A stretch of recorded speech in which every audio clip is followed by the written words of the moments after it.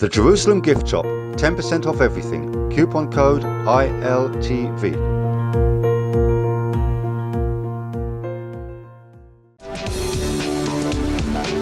Hello and thanks for joining us from our studios in Israel.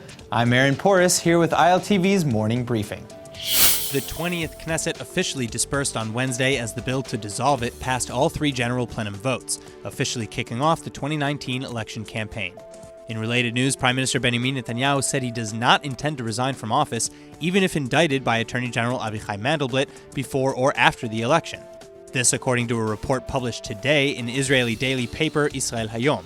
According to the paper, Netanyahu told his inner circle ahead of yesterday's vote to dissolve the Knesset that he believed Mandelblit, quote, wouldn't dare to announce the charges against him before the election, but that even if indicted, Netanyahu said he would remain in office throughout the criminal trial.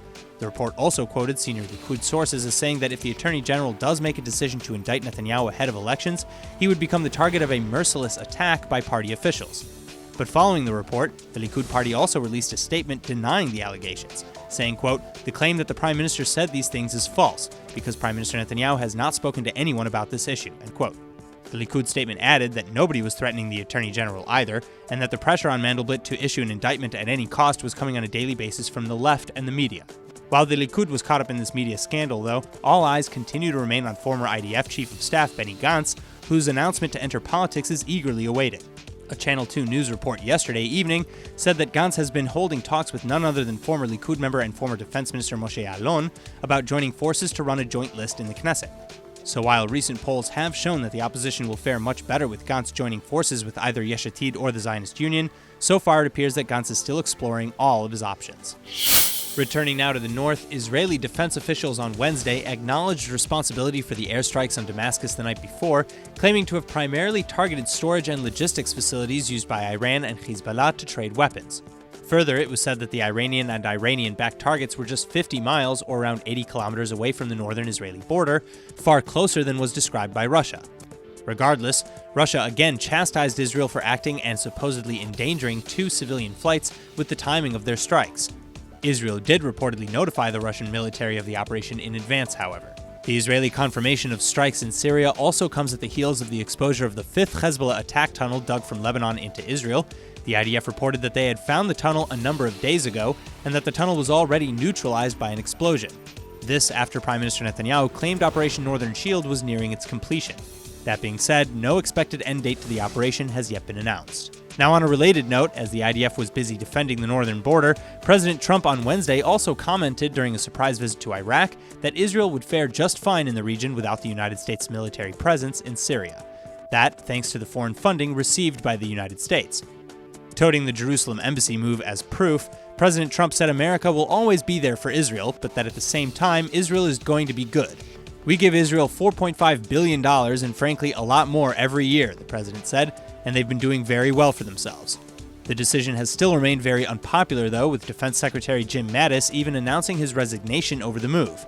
Further, as per the decade-long defense agreement signed with the Obama administration, the United States currently budgets $3.8 billion per year towards Israel, not $4.5 billion or more, as the president stated. The Prime Minister's comments yesterday on protecting the North also came during a very special graduation ceremony at the Hatzerim base for the newest group of Israeli pilots, the last class of 2018. And the new Air Force alumna stood proudly as both their current work as well as the tasks that lie ahead were honored by the various speakers. Now, the Prime Minister also added that the new course graduates have but one mission: to defend the homeland and be victorious in war.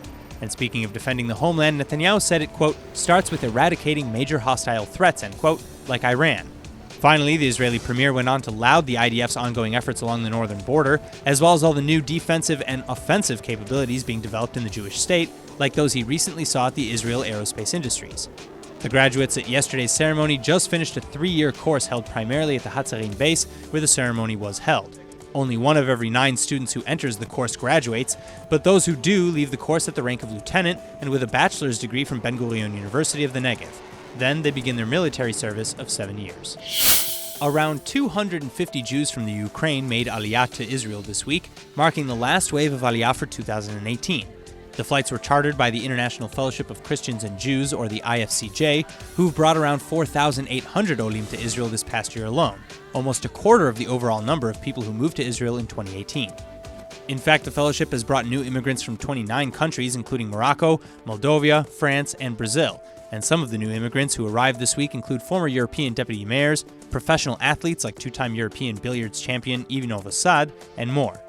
Rabbi Yechiel Eckstein, the founder and president of the fellowship, said that, quote, immigration to Israel is a blessing, end quote. And though this past year saw a slight decline in the number of immigrants to Israel, he said that he was both delighted and proud that his organization's role in immigration was, quote, constantly developing and growing, end quote. He added that this was due to its investment in every immigrant, from pre-Aliyah stages until the immigrant acclimates in Israel. The fellowship has been helping immigrants make Aliyah for over 20 years and has invested more than $200 million in bringing around some 750,000 Olim to Israel.